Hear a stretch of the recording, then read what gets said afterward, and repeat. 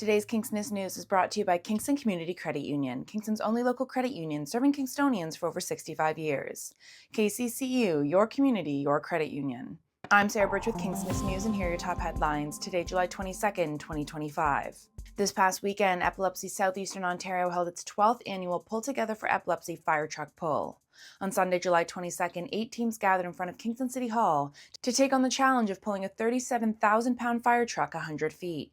Kingston Fire and Rescue participated in the event in teams, and the Ember Avengers took home awards for Best Time, Highest Fundraising Amount, and Overall Winner.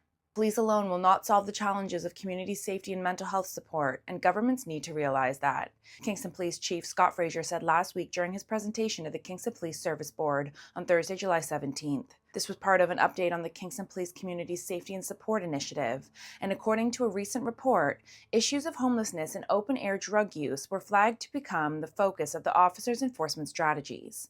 However, as the chief emphasized, more needs to be done to fix the mental health crisis that is at the root of these problems. Stephen Curnier, age 55 from Tyendinaga, is facing impaired driving charges after the Quinte West OPP investigated a traffic complaint on County Road 40. The traffic complaint came in at approximately 12:15 a.m. on Sunday, July 20th on County Road 40, which led the OPP to suspect a motorist may have been under the influence of alcohol.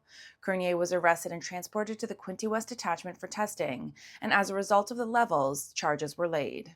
Gananoque Fire Department is growing and enhancing its capabilities, according to a mid-year report presented to Council on Tuesday, July 15th.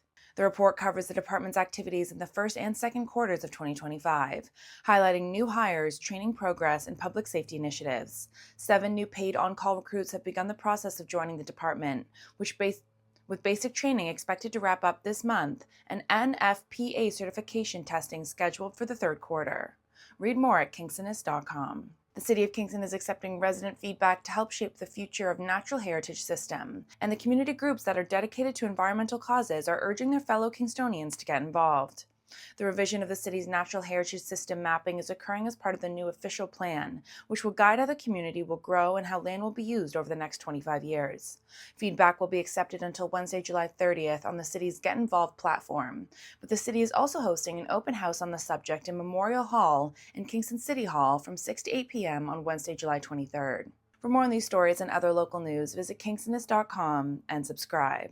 Use my code SarahB2025 for 10% off.